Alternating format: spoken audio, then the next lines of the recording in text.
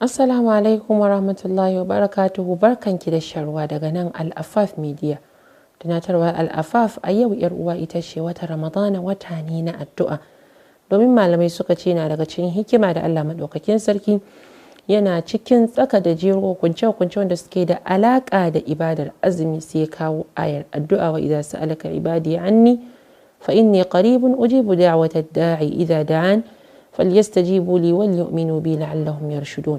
Da haka yar uwa ki zage dantsi iya bakin kokarin ki wurin mika kokon baraki ga Allah madaukakin sarki.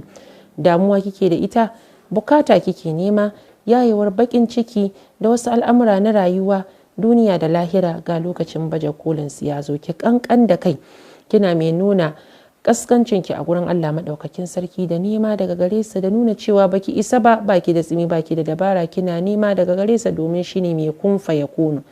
Wannan lokaci ne da bai kamata ki wasa da shi ba a addu'o'inki, musamman a darare. Wassalamu alaikum wa rahmatullahi wa barakatuh.